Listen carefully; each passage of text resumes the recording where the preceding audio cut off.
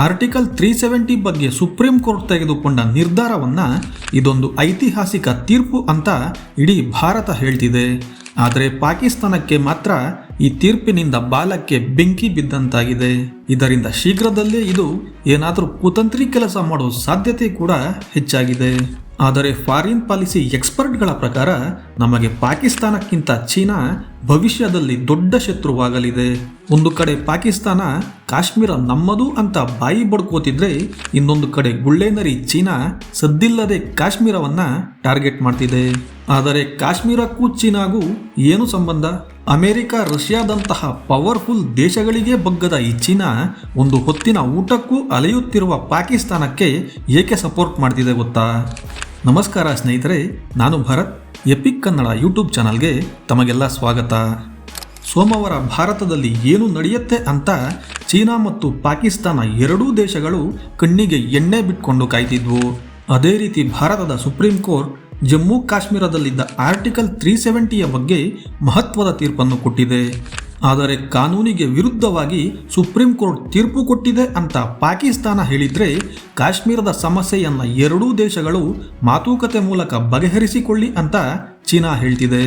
ಆದರೆ 2019ರಲ್ಲಿ ಇದೇ ಚೀನಾ ಭಾರತದ ಈ ನಿರ್ಧಾರದಿಂದ ಕಾಶ್ಮೀರದ ಪರಿಸ್ಥಿತಿ ಹಾಳಾಗಿದೆ, ಅಲ್ಲಿನ ಜನರ ನೆಮ್ಮದಿಯನ್ನ ಭಾರತ ಸರ್ಕಾರ ಕಿತ್ತುಕೊಂಡಿದೆ ಅಂತ ಪ್ರತಿಕ್ರಿಯೆ ನೀಡಿತ್ತು. ಫಾರಿನ್ ಪಾಲಿಸಿ ಎಕ್ಸ್ಪರ್ಟ್ಗಳು ಹೇಳೋ ಪ್ರಕಾರ ಮುಂದಿನ ದಿನಗಳಲ್ಲಿ ಪಾಕಿಸ್ತಾನದ ಜೊತೆ ಚೀನಾ ಕೂಡ ಕಾಶ್ಮೀರವನ್ನು ಟಾರ್ಗೆಟ್ ಮಾಡಲಿದೆ.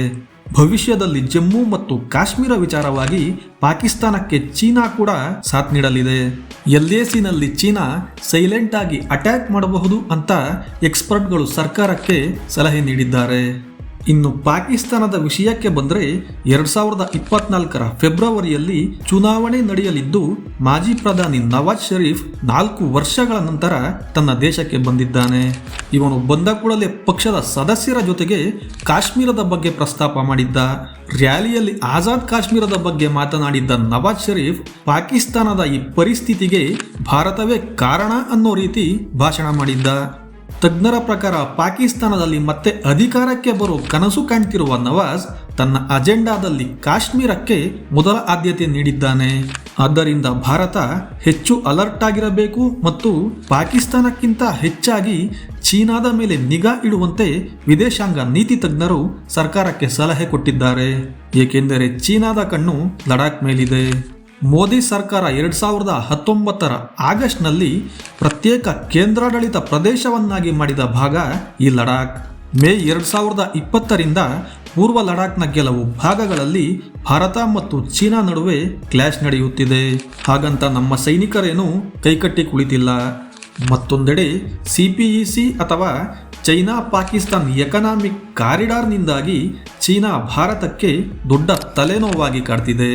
ಏಕೆಂದರೆ CPECಯ ಒಂದು ಭಾಗ POK ಅಥವಾ ಪಾಕ್ ಆಕ್ರಮಿತ ಕಾಶ್ಮೀರದ ಮೂಲಕ ಹಾದು ಹೋಗುತ್ತೆ. 1962ರ ಯುದ್ಧದಲ್ಲಿ ಅಕ್ಸೈ ಚಿನ್ನನ್ನು ವಶಪಡಿಸಿಕೊಂಡ ಚೀನಾ ಈ ಪ್ರದೇಶದ ಮೇಲೆ ತನ್ನ ಕಂಟ್ರೋಲನ್ನು ಹೊಂದಿದೆ. ಇನ್ನು 1963ರಲ್ಲಿ ಪಾಕಿಸ್ತಾನ ಗಿಲ್ಗಿಟ್ ಬಲ್ಟಿಸ್ತಾನದ ಒಂದು ಭಾಗವನ್ನು ಚೀನಾಗೆ ಬಿಟ್ಟುಕೊಟ್ಟಿತ್ತು.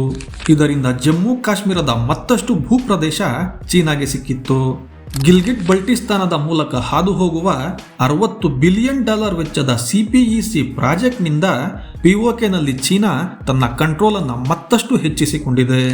ಈ ಪ್ರದೇಶಗಳು ಅಫಿಷಿಯಲ್ ಆಗಿ ಪಾಕಿಸ್ತಾನಕ್ಕೆ ಸೇರಲ್ಲ, ಆದರೆ ಚೀನಾ ಮಾತ್ರ ಇದೆಲ್ಲ ಪಾಕಿಸ್ತಾನದ ಜಾಗ ಅಂತ ಅಧಿಕೃತವಾಗಿ ಹೇಳಿಕೊಂಡಿದೆ.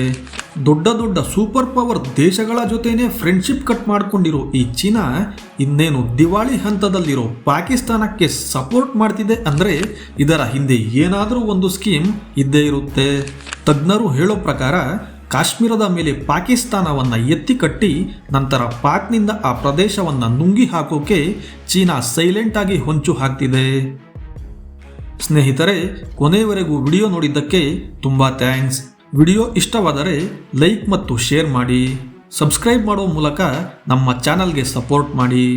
ಮತ್ತೆ ನಿಮ್ಮ ಭೇಟಿ ಮುಂದಿನ ವಿಡಿಯೋದಲ್ಲಿ.